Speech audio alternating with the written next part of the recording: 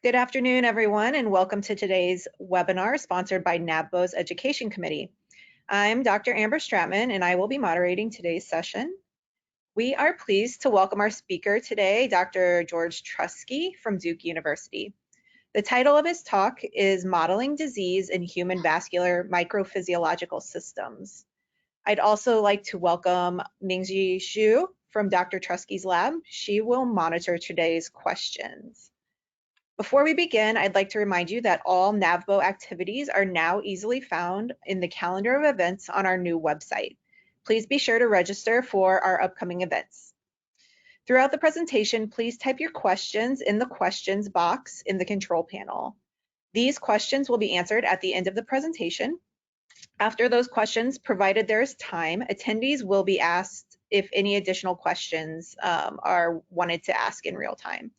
If you have a question, raise your hand by clicking the hand icon on the left side of your control panel. You will then be recognized and you can unmute your mic and ask your question. This webinar is being recorded and archived on the NAVBO website for future use. So a little about Dr. Truskey here before we begin. So Dr. George Truskey is the Associate Vice President for Research and Innovation and the R. Eugene and Susie E. Goodson Professor of Biomedical Engineering at Duke University. He received his bachelor's degree in bioengineering from the University of Pennsylvania and a PhD in chemical engineering from MIT. His current research interests include the response of cells to physical forces, cardiovascular and skeletal muscle tissue engineering, and the development of human microphysiological systems for disease modeling and drug toxicity testing. Currently, he is editor-in-chief of Current Opinions in Biomedical Engineering and is a fellow of the American Association of Advancement of Science, Biomedical Engineering Society, the American Institute of Medical and Biological Engineering, and the American Heart Association, along with the International Academy of Medical and Biological Engineering. So we're very fortunate to have Dr. Truskey with us today, and welcome. We look forward to your talk, and you can take it away. Thank you, Amber.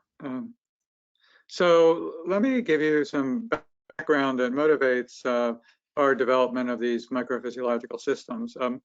You may be familiar with the development of drugs and the drug approval process, but in a number of studies that examine the success rate of drugs that enter into clinical trials, the results are rather disappointing, as shown here, showing drugs making it through the first 3 stages where the FDA then approves a drug or does not approve it. And then, as you can see, it drops very dramatically, and less than 20% of drugs that enter clinical trials actually get approved. So that's rather depressing, since there was a lot of preclinical work that went into that. And the 2 major reasons for failure are safety and efficacy.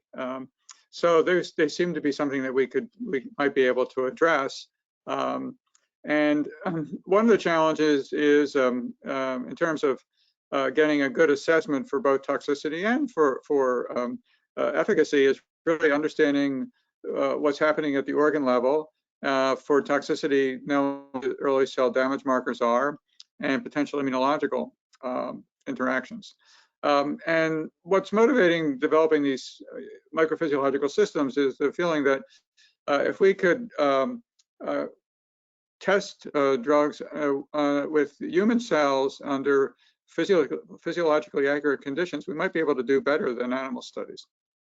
And there have been other motivations too from the technology point of view. The cost of developing drugs is well over $2 billion now. And there's limitations to animal models. Sometimes they're very accurate, but in many other cases, the models really just reflect some of the features of the disease and not the underlying biology. And then from there's the development of induced pluripotent stem cells has been very helpful in this regard, as well as gene editing technology. And from the technology sector, there have been advances in microfluidics, biosensors, and tissue engineering that make it much more feasible to reproduce physiological behavior in vitro. And then the FDA itself has been very interested in being more quantitative and predictive in assessing drug effectiveness and toxicity. Now, our lab has been part of a tissue chip group at a consortium established by NCATS and NIH, and they sort of identified some essential characteristics of a human microphysiological system. One is you really want to have the multicellular architecture that really is present in almost all tissues. You need some functional measure of normal human biology. You want some reproducible and viable operation. In the original grant we had, they specified 4 weeks, but you want to be able to have long-term viability of the tissue or organ of interest. Ideally, you'd like to be able to represent normal and disease phenotypes, and also the diversity in the population. And then possibly being able to do high content screening for efficacy testing and toxicology. The first 4 conditions have been met in many cases, although developing the disease-specific models takes quite a bit of effort. The last 2 are quite challenging. There has been some advance in there, but we still have a way to go. In our work with the vascular system, I just want to point out where we're getting our cells. It'll come up throughout.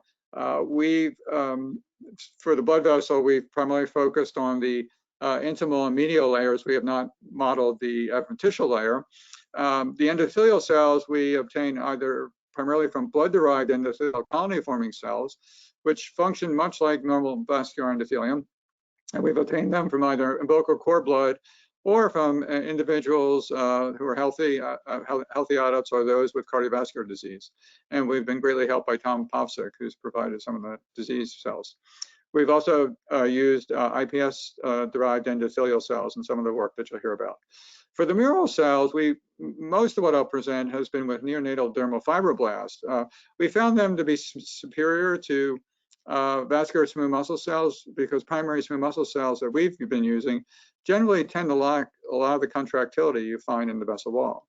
We've had some success with mesenchymal stem cells, and we've also worked with iPS-derived smooth muscle cells and endothelial cells.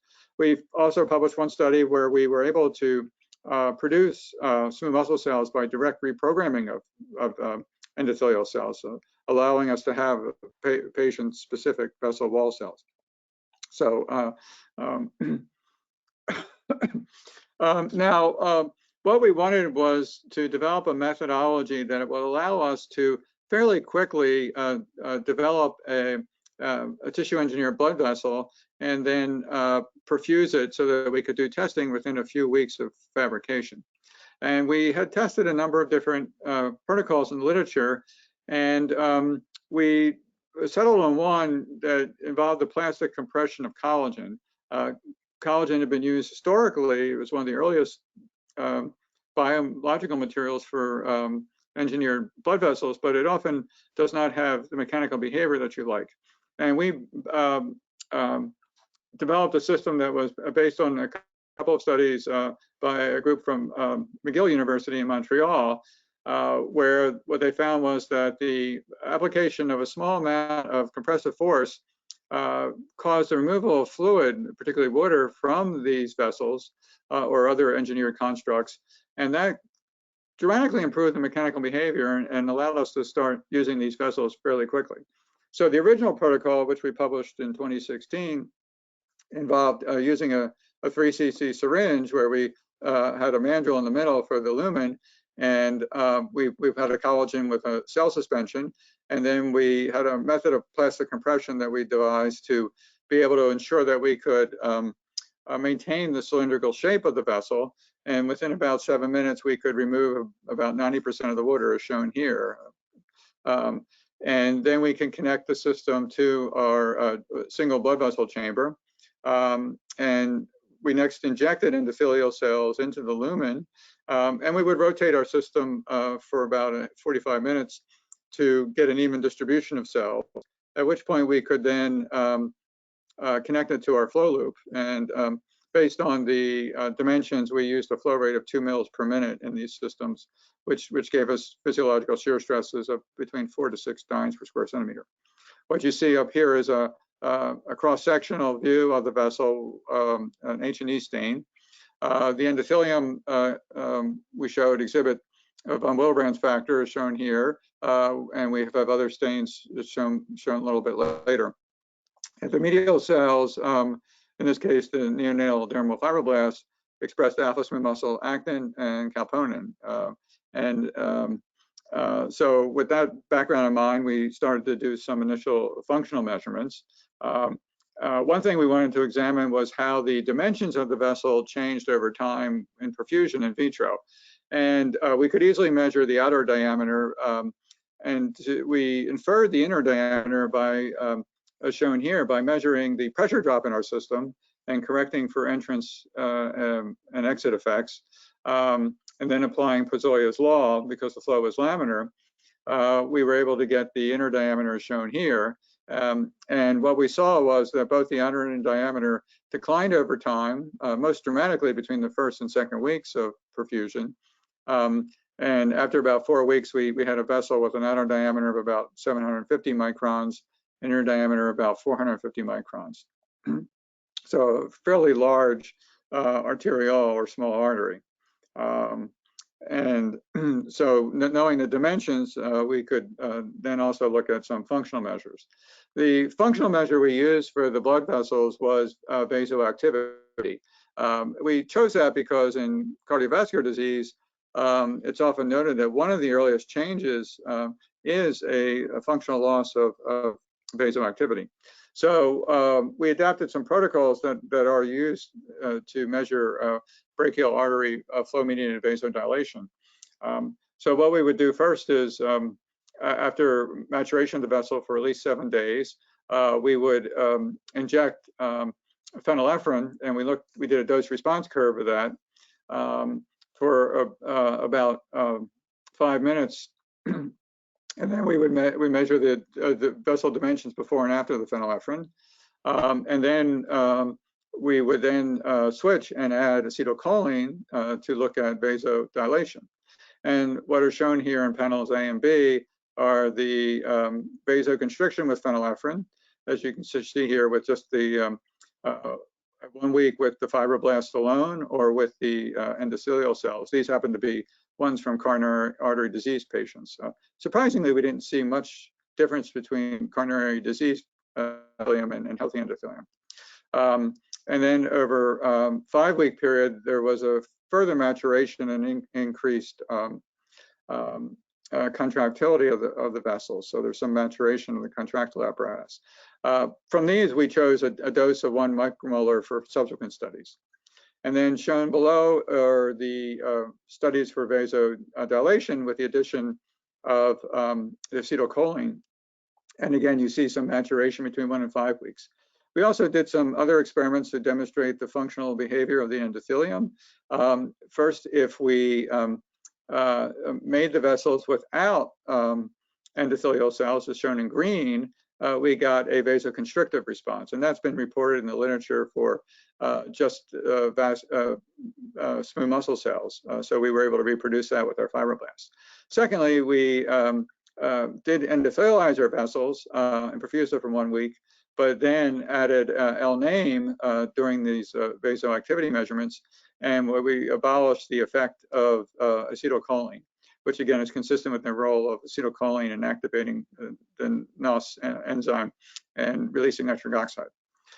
We could also look at transient changes to vasoactivity, and that's shown in panel C. In this experiment, what we did was we sent our vessel up for 7 days, measured the vasoactivity, and then exposed the vessel to TNF alpha at about 200 units per mil for 4.5 hours. And what you could see is that the vasoconstrictive response was not changed, but we abolished the vasodilatory response. We then removed the TNF alpha and perfused our vessel. And what you could see is there is recovery of vasodilation. So we didn't completely damage the endothelium. It was just briefly blunted, but in about 2 weeks, we had pretty much recovered the vasoactivity. And we also showed that if we pre-treated the vessel with statins, that we, as shown here, we could block the effect of TNF-alpha. So we did this by looking at several different days. We let our vessel go for 10 days, measured the vasodilation on day 7 and day 10, as you can see here, and fairly consistent results without statins. And then after TNF-alpha, without the statins present, we got the blocking of the vasodilation. But when these 1 micromolar levastatin was present, then we did not see any reduction in vasodilation in the presence of TNF-alpha. We also did some studies where we could insert a pulsatile flow into our system, and this was work that we did with Zhuangke Zhao when he was at Duke. He since went to MIT, where he's had an extraordinary career.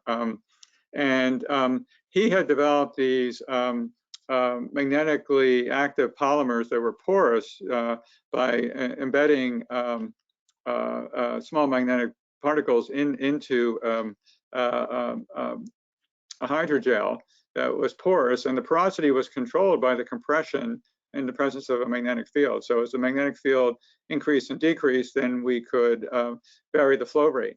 And we could program this to model any number of flows as shown here.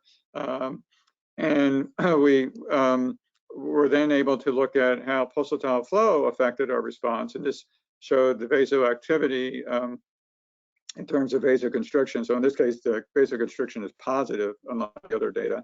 And what we showed is that the pulsatile flow after as little as 1 week did lead to a greater vasoconstrictive response than the steady flow. And they're somewhat consistent with reports in the literature in general. Although the remaining work that I'll present was with steady flow, but we had the capability of doing pulsatile flow.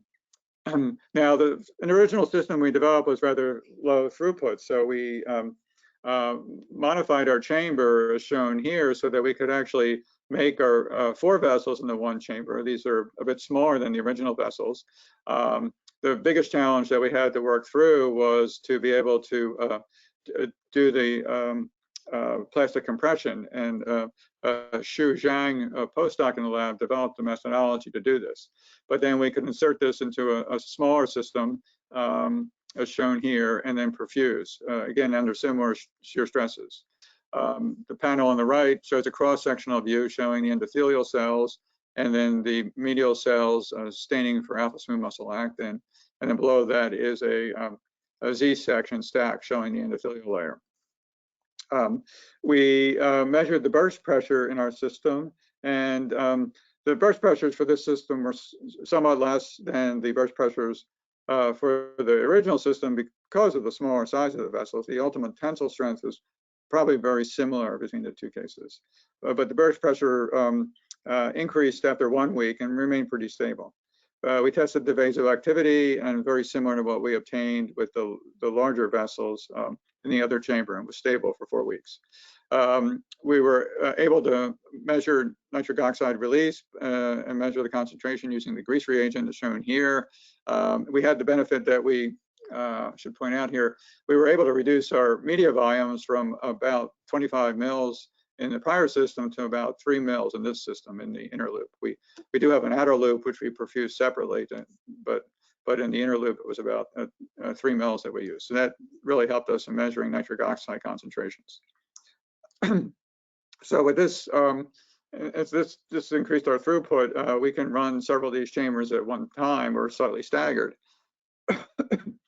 And we looked at a number of features. First, we looked at the endothelial cells that were on the TEVVs, and we showed how they elongated over time. You can see an increasing aspect ratio, and their alignment improved over time. So the endothelium was responding as one would expect over this long-term perfusion period. And then we also examined a 3-layer model where we had the endothelial layer as the intimal layer. We added a smooth muscle layer in the middle here that was roughly the same size as the vessels I just showed you. And then we added on a lateral layer of fibroblast. And we were using commercially available primary smooth muscle cells in this study. And these are just staining for the smooth muscle cells that you can see here, as well as alpha smooth muscle actin, which stain both the smooth muscle cells and the fibroblasts. And what we found was that the three-layer model in terms of burst pressure was slightly less than it was for the two-layer model with fibroblasts, and it was comparable to the two-layer model with smooth muscle cells. We were not able to show any significant overall benefit due to the presence of the smooth muscle cells. The vasoactivity was a little bit less with the three-layer model with the smooth muscle cells and fibroblasts. And if we smooth muscle alone, you can see lower vasoconstriction and lower vasodilation. But we certainly have the capability to make a multi-layer system. We've actually looked at a number of applications, as I show you here. I will focus on just two today. I'll first talk about our work in developing a disease model for early stage atherosclerosis, and then I'll spend the remaining time talking about our model for Hutchinson-Gilford progeria syndrome. But we've looked at a number of other cases, which we're in the process of completing those studies for publication. So as many of you probably know, low-density lipoprotein is a major risk factor for cardiovascular disease. And there's a fairly well-developed mechanism to explain how low-density lipoprotein can be involved in the initiation of the disease. It's not the only factor, but it is a significant factor. And there are lots of studies showing that reduction in plasma low-density lipoprotein levels can reduce clinical symptoms. But the what's known is that at sites where lesions do develop, there is elevated permeability of the endothelium, and that once the lipoproteins get into the vessel wall, they can be retained by binding to the extracellular matrix. The environment within the vessel wall is more oxidative than it is outside. There also are monocytes that surveil the vessel wall, and they tend to be localized where lesions develop. And as a result, the lipoprotein becomes modified, and this modified form, typically oxidized, modified form of LDL, is taken up by macrophages, and they become the characteristic foam cells. And also, the oxidized lipoproteins can activate the endothelium to recruit more monocytes, and then create a positive feedback loop that, if unchecked, can lead to lesion development. Now, in our studies, we actually work with a somewhat different form than the oxidized LDL, at least in what I'll present today. We used an enzyme-modified form. And we chose that because one difference between the oxidized LDL and what's normally seen in lesions is that the foam cells are accounted for by both the macrophages and smooth muscle cells, whereas the oxidized LDL is only taken up by the macrophages to form foam cells. This enzyme-modified LDL, and some forms similar to this have been found in vivo in lesions, does form foam cells in both the the smooth muscle cells and in the macrophages. So we chose that. So we, in a series of studies, we looked at the dose level and the duration of exposure. We found that an optimal dose was 50 micrograms per mil, the enzyme-modified LDL. Higher doses were toxic to the endothelium.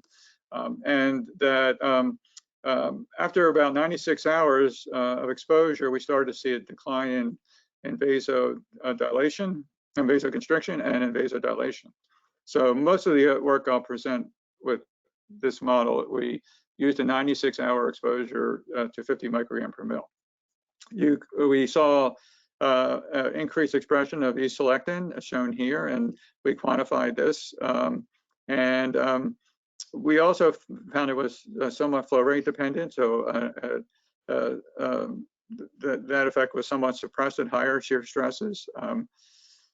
And secondly, if we allow the system to recover, that is, we remove the enzyme-modified LDL or the TNF-alpha treatment, we could reduce the inflammatory response. So this, at least for these short-term exposures, it is reversible. We also were able to show that the permeability to the vascular endothelium, to either 500 kilodalton dextran or IgG, declined after a week of perfusion. That's shown here for both molecules. If we did treat with the ELDL for the 96 hours, we saw the permeability to both molecules also increase. There was a slight recovery, but it wasn't statistically significant. So there is some longer-term damage that the modified LDL is producing in these cells. We did not. This recovery period was 4 days, so we did not look at a longer period of time. And next, we wanted to look at the presence of foam cells in our lesions. We have used both human monocytic cell line, the U937 cells, and that's most of what I've shown, but we have confirmed these with primary monocytes too. So we do see the foam cell formation. The panels in the lower left really show the foam cell formation as a function of ELDL concentration. So you could get fairly substantial foam cell formation at 50 microgram per milliliter in both the monocytes that get into the vessel wall as well as fibroblasts. And this is a blow up of a cross section. In these studies, we labeled the monocytes with the cell tracker dye and then could measure their accumulation as shown here. On the right, we stain with oil red L, and you could see staining of what looked like the fibroblast cells, as well as on the lower right on the macrophages that are entering the vessel wall. Now, we tested what effect statins might have here, and we quantified the monocyte accumulation in these experiments. So the experimental protocol is shown up here. We would perfuse our vessel for 7 days, and then we would add the modified LDL with or without a statin here for 96 hours. And in some experiments on the last 8 hours, we would add TNF-alpha. We would add monocytes for 72 hours during that period. And then whenever we changed our media, we replaced the media with the appropriate components, that is, the LDL without lovastatin and the monocytes. And what we saw here is that if we did get a little bit of monocyte accumulation in the absence of either stimuli, there was an uptick if we added TNF-alpha. There was a further increase with the modified LDL, and that actually got even larger if we added both the LDL and TNF-alpha together. It's not shown here. And then these studies, the first 3 were done without statins. If we included statins when we added the TNF-alpha, there was no difference in the accumulation. But if we added statins with the ELDL, we got far less accumulation of the monocytes. And then this looked at staining that we saw with primary cells for CD80, which was dramatically reduced with the presence of lovastatin in the presence of ELDL. And we also saw a drop in CD36 with the ELDL. And there was a smaller drop with the TNF-alpha, but it was still significant. So the lovastatin is also preventing some of the conversion of the monocytes to M1 macrophages. We also did a few studies where we replaced the media with blood. We found that we could perfuse our system for up to 40 hours with whole blood. And what these studies show, which are consistent with the literature, that if you do include blood, you actually get greater mixing. And then with the ELDL, we saw increased monocyte adhesion in this case here, both with and without the ELDL addition. So the greater mixing of the cells brings the monocytes in closer opposition to the vessel wall, making adhesion more likely. And we also did test out some compounds. This compound, NF157, reacts with the P2Y11 receptor on the cells, and which appears to play a role in modified forms of LDL interaction with endothelium. And what we found is that, and we compared that in our positive control to the ELDL, and we did see in both cases that we did see some slight reduction in the vasoactivity with the NF157, but it took a little bit longer to induce that decline, and then there was recovery back for that compound.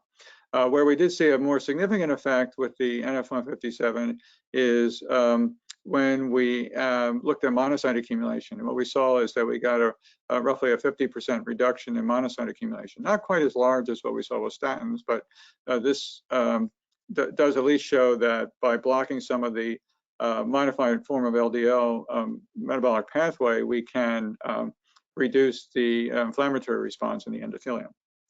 Now, all that I've shown so far has been with straight vessels, and we collaborated with Cam Leong's group at Columbia, and both Helen Lee and Jiajia Chow have developed a branch vessel system that's built upon the collagen-based system that we developed. And Jiajia worked out the methodology to design these systems and did some initial tests. And then Helen did all the work in the branch vessels. So she can make a system with 3 branch vessels, as shown here. They can vary the angle of the branches and so forth. And so this allowed us to then study the effects of a number of features of vessel branching. And this summarizes a study that was published earlier last year, where she used THP1 cells instead of the U937, but saw very similar results to what we saw. Again, she did treat with the ELDL with or without TNF-alpha, and the upper right shows you the monocyte adhesion, and there's a very localized adhesion in this side region here in the branch, which is roughly where under steady flow you would see a flow reversal region, and under pulsatile flow it would be oscillatory. And she confirmed that with computational fluid dynamics simulations.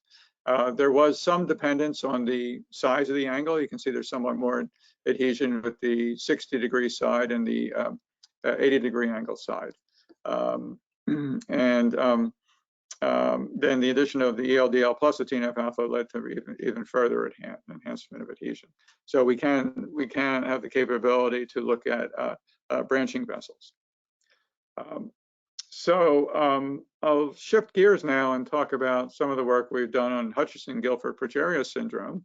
And you may have heard of this. It's a very rare disease that really causes accelerated aging. It's a random mutation, so both parents may be healthy and not have this. There's a point mutation in the lamin A gene. There is a more common form of that, which we used, but they all affect the lamin A gene. And what it does is it produces a truncated and farnesylated form of lamin A, known as progerin. And at the cellular level, you can often see misshapen nuclei, as shown up here. And morphologically, it affects mesenchymal lineage cells. So you see effects to the bone, the skin, and the vascular smooth muscle cells. What got us involved in this is that the primary cause of death is atherosclerosis and occurs in many children between 10 and 15 years of age. So you do see heart attacks and stroke. Now their lesion is very different. It's more of a fibrotic lesion, so lipids are not involved in this, but the ultimate pathology is very similar. It's also been observed that progerin, because it's actually occurring at a cryptic splice site, does occur in other individuals who don't have progeria. It occurs in smooth muscle cells and occurs during aging and is seen to a small extent in atherosclerosis. There are some renal disease is where it does appear to be a larger fraction of the cells. But the exact role in aging in normal aging is not clear. But the progerin itself, because it's involved in linking the cytoskeleton with the nuclear chromatin, does cause aberrant expression of a number of genes, causing senescence, oxidative damage of the cells. The big challenge for clinical trials is that the disease is extremely rare. Somewhere between 250 to 400 children worldwide have this disease. The Progeria Research Foundation in Boston has done a remarkable job of cataloging many of these children, and so they've been able to run several clinical trials. So this is a few years old, but they had conducted several clinical trials in the late teens. And the most successful was with lonafarnib. Lonafarnib is a farnesyl transferase inhibitor. And by blocking the farnesylation, you do limit the accumulation of progerin in the nuclear membrane. And that has proved to be beneficial. The children who take lonafarnib see weight gain, improved bone structure, improved vascular desensibility, a positive sign, and other benefit effects. It did improve survival by a modest amount and lowered overall mortality in a subsequent follow-up study. It was recently approved last year by the FDA, so it is the only known approved treatment. Unfortunately, there was a second trial that occurred after this lonafarnib trial, which used two other drugs, pravastatin and zoledronic acid, to further limit the prenylation and farnesylation. And while there were some additional morphological benefits, there was no additional cardiovascular benefit. So this sort of highlights the fact that you've got a population which is very limited in number, so it's very challenging to do clinical trials. And so suggests the need for new approaches to identify the most promising drugs. And that's why we got involved here. There are three therapeutic approaches to treating progeria. The first, which I just mentioned, really involves inhibiting the prenylation to really reduce toxicity, and using either the farnesyl transferase inhibitors, which are clinically approved for other conditions, or blocking the prenylation, as shown next. The second is to basically block the cryptic splicing site, or to prevent progerin from being produced. And that can be done either with morpholinos, which will block the site. And more recently, David Liu's group showed last year that if you use a base editing approach, you can actually correct the mutation. A third approach is to block progerin degradation by promoting autophagy, using rapamycin, for example. And all of these do show some promise. We are currently working with Dr. Liu's group and testing out the base editing procedure, but I don't have any data to show today. But what we did in a study we published almost 2 years ago was to show that we could use our blood vessel model to model the disease phenotype. And we've also gathered a little data on lonafarnib to corroborate with published studies. We used a protocol that had been developed by Patch et al. To derive both smooth muscle cells and endothelial cells from iPS-derived cells. And we made a few modifications to the protocol, but we could basically derive these cells within about 10 days and then make our blood vessels. And what we showed here is a comparison for both the healthy and the progeria cells. For the smooth muscle cells, they would express alpha smooth muscle actin, calponin, and myosin heavy chain too, which some of our earlier studies did not show. The endothelial cells express CD31 and CD144, as shown here. And we could see the progerin here on the smooth muscle cells and the progeria cells. These cells still produce lamin A and C, the major products of the lamin A gene, because the mutation in the disease is heterozygous. And we saw alpha smooth muscle actin calponer protein. And then for the endothelium, we also saw progerin, as well as VE cadherin there. So we maintained the phenotype in these cells. We quantified the difference in the nuclear morphology. You can give you examples of what the aberrant morphology looks like in the progeria cells, and there's a statistically significant increase in both the smooth muscle cells we derived and the endothelial cells. There was also a defect in the formation of microvascular networks in the progeria cells. So our endothelium did exhibit some of the expected behaviors for progeria. We also did studies to look at effects on the endothelial cell expression for proliferation. So proliferation was reduced in progeria. DNA damage was increased, as shown here, by measuring for double-stranded breaks. And we measured for reactive oxygen species, which also increased. So this is all consistent with some of the known behaviors that have been seen with other cells. For the endothelium, we then examined the response to flow, and the upper slide are for the normal progeria cells under static conditions. There, the cells look very similar, and then we exposed them to flow at 12 dynes per centimeter squared for 24 hours. We quantified the orientation and the shape of the cells, and the changes are somewhat similar. There weren't for these cell lines that we looked at, there weren't any statistically significant differences, although it tended to be that some of the cell lines did not show a change in orientation as shown here, or the changes were smaller than in the normal VIECs. And then maybe the roundness changes were a little bit less, but more or less the shape changes were somewhat comparable. We did look at some of the key genes after flow exposure, and we used our cord blood derived endothelial cells as the reference. And what you can see is for all those cases, the KLF2 gene went up under flow, the NRF2 gene went up under flow as expected, and the NOS3 gene went up quite significantly. With the normal iPS-derived endothelial cells, there was a pretty big uptick in the KLF2. There was also an uptick with the progeria cells, but nowhere near as large as the iPS-derived ECs or the normal ECs. And similar response with the NRF2. Now with the NOS3, the response was rather interesting. For the normal VIECs, we did not see an effect of flow. There was no change in NOS3 gene expression.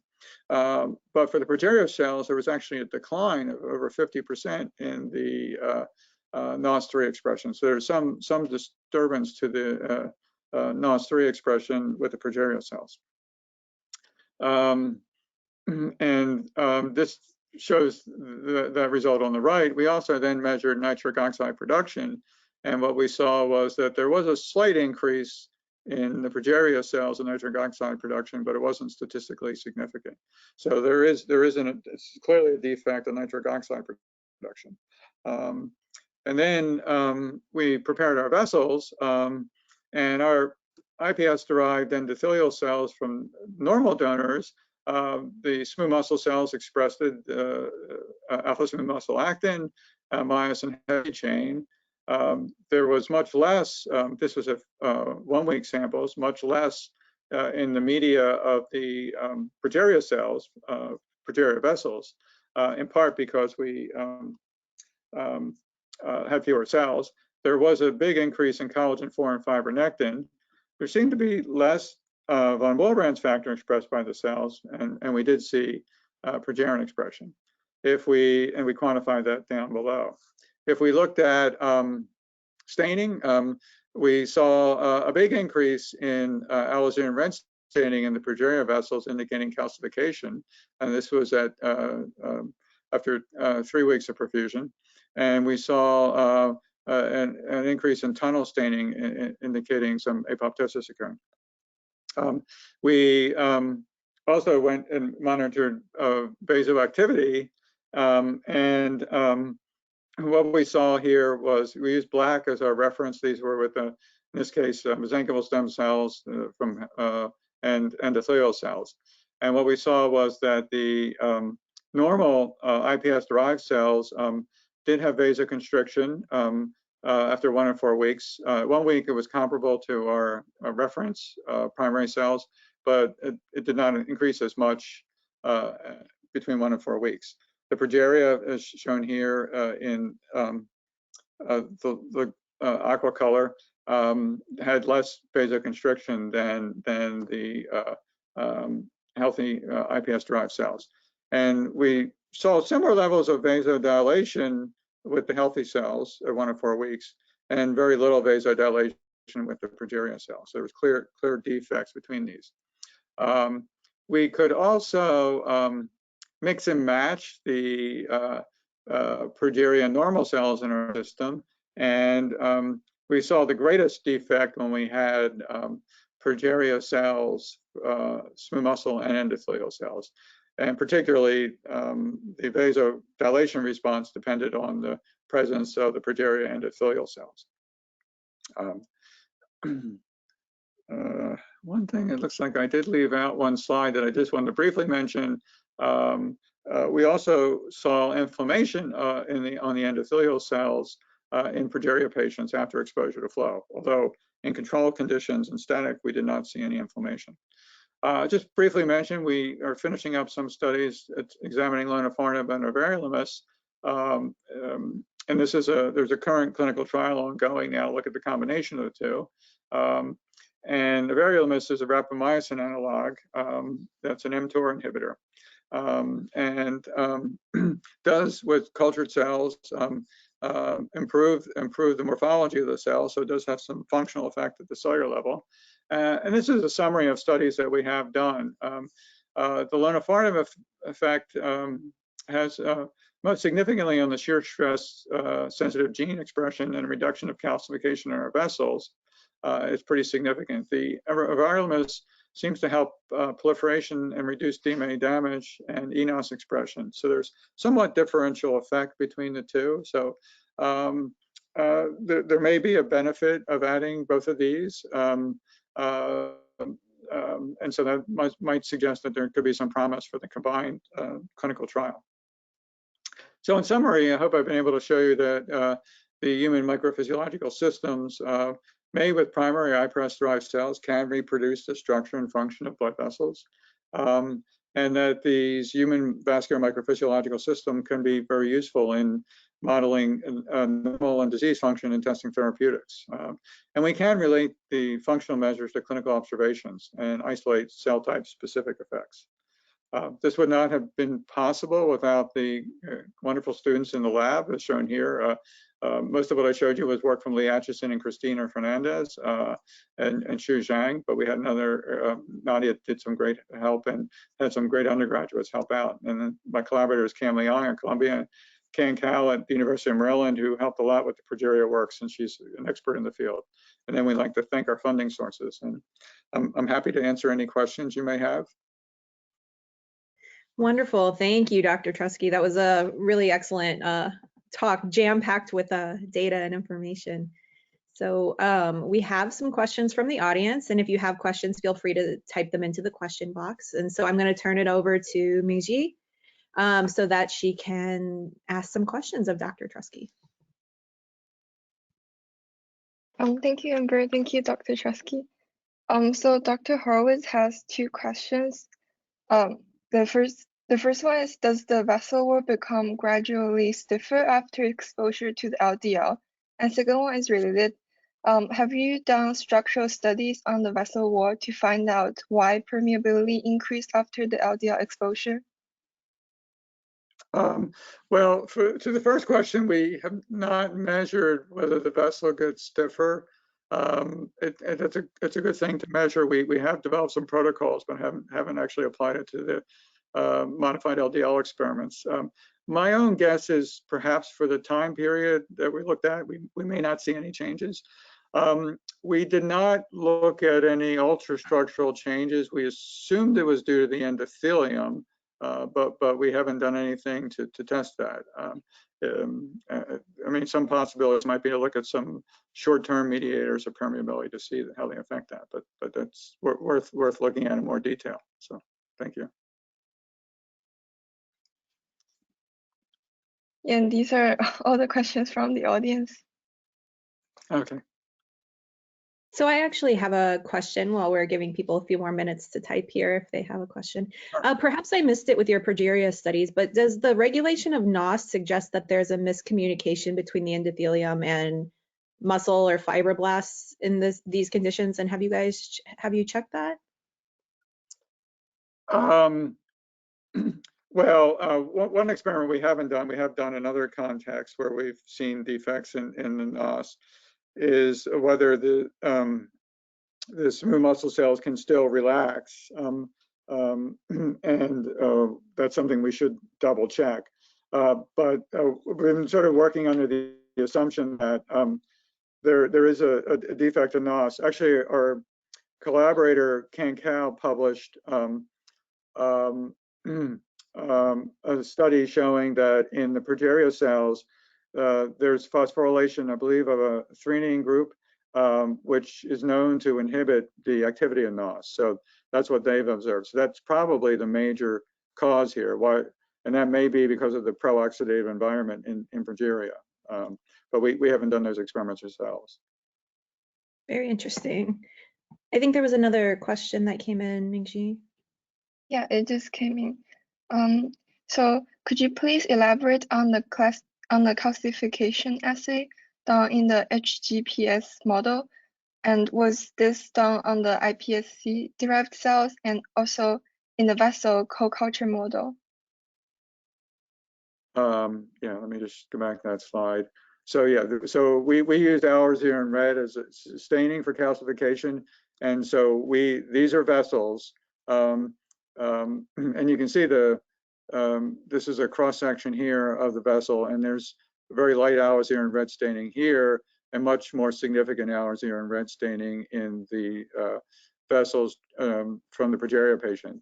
This level of hours here in red staining on the normal vessels, and these are IPS-derived smooth muscle and endothelial cells, similar to what we've seen on the primary cells. So very, very little staining, but certainly a lot more. We haven't probed the mechanism for what causes the calcification in these vessels, but it is a known sign of vessel calcification in these individuals.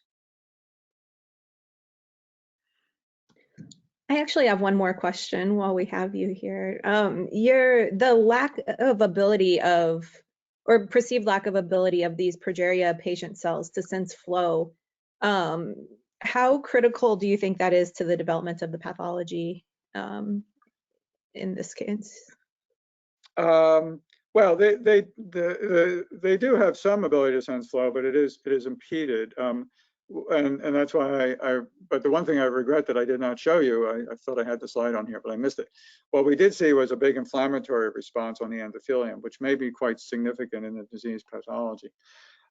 So, you know, the major vascular problem in the disease is the loss of smooth muscle cells. But we believe that the endothelium does play some contributory role.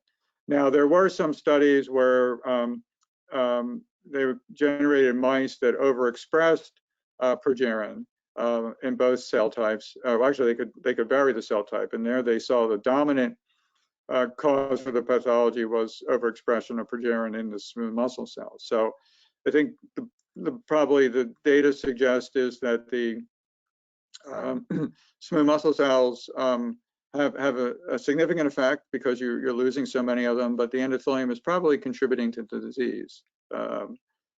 Maybe not as much as it does in normal atherosclerosis, but it still is playing a role due to the inflammatory response. Wonderful. Okay, last call. Any final questions? There are 2 more questions. Oh, okay, go for it. Yeah, go for it. There are 2 more questions in the question box. So Dr. Mueller wanted to ask, have you looked at accumulation of monocytes or dendritic cell precursors under non-inflammatory conditions? And there is evidence that they accumulate in vivo in areas of the artery that are prone to atherosclerosis prior to accumulation of foam cells? Yeah, we just looked at monocytes. The one study was the one our collaborator Helen Lee did, shown here.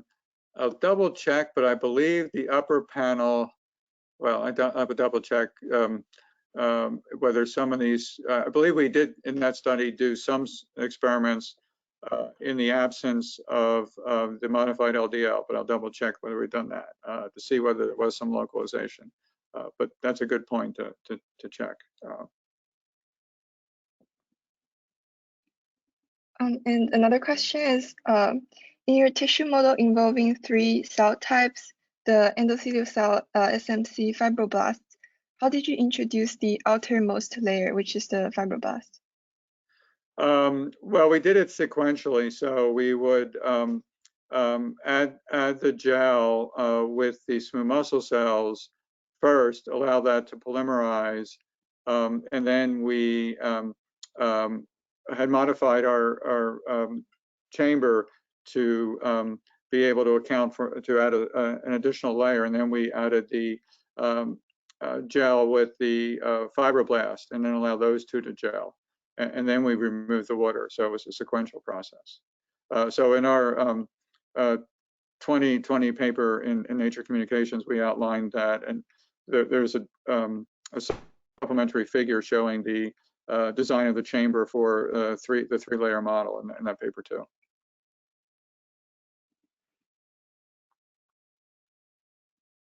And there are some greetings from Dr. Horowitz, Dr. Miller, Dr. Rapp, and Dr. Chaikov in the question box. All right. Well, it looks like we're getting towards the end of our time. So with that, I will say thank you, Dr. Truskey. I hope everyone enjoyed today's webinar. Please join us on Thursday, March 3rd at 1 p.m. Eastern Time for our next webinar presented by Dr. Paolo Medeidu, Professor of Experimental Cardiovascular Medicine at Bristol Medical School in the United Kingdom. His talk is entitled Reverse Cardiovascular Aging by the Use of Longevity Proteins. And look for information on the NAVBO website for more information about how to register for this. Please fill out the evaluation form at the end of the webinar or when you receive it in a subsequent email, and let us know of any topics of speakers you may want to see at a future NAVBO webinar. Thank you for joining us today. We appreciate the great talk, and we will see you all next month. Oh, and sorry, there's one more question that's just popped up before we let Dr. Truskey go. So Dr. Rapp asked, your model seems perfect for fate tracing applications. SMCs are known to change phenotypes specifically in atherosclerosis, and do you observe this as well? And if so, which phenotypes do you see, like macrophage-like, osteoblast-like? That's a great question, and we have not explored that yet. But we could potentially do that, but sorry, we haven't collected any data. The only thing I can say is it does appear that some of the fibroblast cells are taking up the modified LDL and becoming foam-like cells, but we haven't done any fate tracing. All right, wonderful. Thank you, everyone. Thank you.